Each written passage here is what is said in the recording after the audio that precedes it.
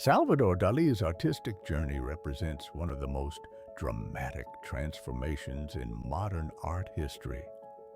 Born in 1904 in Figueres, Spain, Dalí began his formal training at the Royal Academy of Fine Arts in Madrid in 1921, where he immersed himself in the avant-garde movements sweeping through Europe. His early works reveal a young artist experimenting with multiple styles, from Impressionism to the geometric fragmentation of Cubism, as he searched for his unique artistic voice. During his time at the Academy, Dalí's Cubist experiments earned him significant attention from fellow students, particularly because Madrid lacked established Cubist artists at the time. Works like Cabaret Scene from 1902 and Cubist Self-Portrait from 1923 showcase his mastery of angular compositions, fragmented planes, and multiple perspectives. These paintings demonstrate Dalí's technical precision even in his youth, a skill that would become his trademark. Unlike Picasso's rigid, analytical Cubism, Dalí's approach was more fluid and imaginative, hinting at the dreamlike distortions that would later define his Surrealist period. The pivotal year of 1927 marked Dalí's transition from Cubism to Surrealism.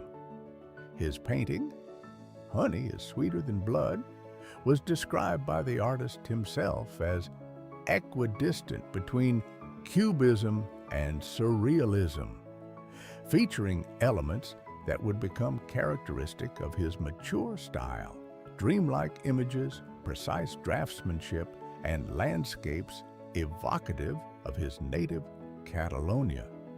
This transitional period revealed Dalí's growing fascination with the subconscious mind, influenced heavily by his readings of Sigmund Freud and the French poet Lautréamont. In 1929, Dalí officially joined the Surrealist group in Paris after meeting André Breton. That same year proved transformative in both his personal and artistic life when he met Gala Eluard, who would become his wife, muse, and business manager. Gala's influence on Dalí's work was profound and multifaceted, inspiring his exploration of themes like eroticism, obsession, and the subconscious. She appeared repeatedly in his paintings, often depicted in mystical or religious context, and helped him refine his technique, merging meticulous draftsmanship with surreal, dreamlike imagery. Dalí's most significant contribution to Surrealism was his invention of the paranoid critical method in the early 1930s. This revolutionary technique involved inducing a self-controlled paranoid state to access deeper truths and create art. Dalí described it as a spontaneous method of irrational knowledge based on the critical and systematic objectivity of the associations and interpretations of delirious phenomena. The method exploited the brain's ability to perceive connections between things that rationally are not linked, allowing Dalí to create double images and optical illusions where ambiguous scenes changed depending on how closely viewers examined them. The paranoid critical method reached its apex in Dalí's most famous work, The Persistence of Memory, completed in August when he was just 28 years old. This small canvas, measuring only 9.5 by 13 inches, features the iconic melting clocks draped over a barren landscape inspired by the Catalonian coast. According to Dalí, the inspiration came from watching Camembert cheese melt in the kitchen.